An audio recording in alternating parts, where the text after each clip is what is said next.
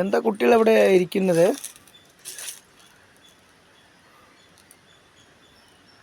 എന്താണ് എന്താ നാണം കുട്ടികൾക്ക്? പറയൂ.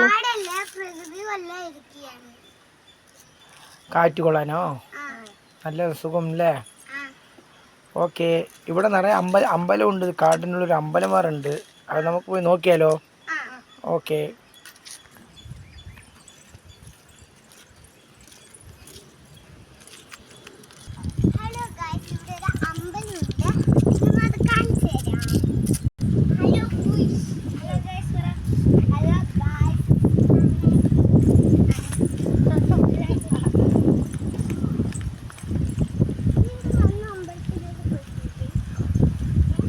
ഇതൊരു കാട്ടിലുള്ളൊരു മലൻ്റെ സൈഡുള്ള ഒരു സ്ഥലമാണ്.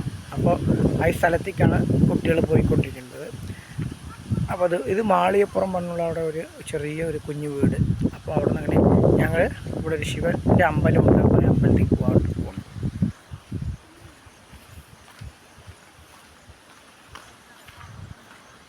കുട്ടികൾ പോയിക്കൊണ്ടിരിക്കുന്നത് അമ്പലം എത്താറായി. അപ്പോൾ അങ്ങനെ പോയിക്കൊണ്ടിരിക്കുകയാണ് അവർ. അമ്പലത്തിൽ വന്നിട്ടുണ്ട്.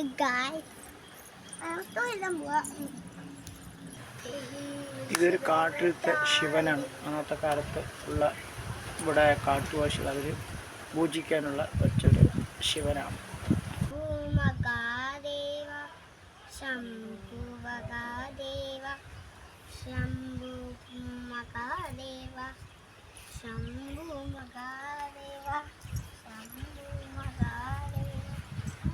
അമ്പലത്തിൻ്റെ ചുറ്റുപാട് മലൻ്റെ സൈഡാണത്.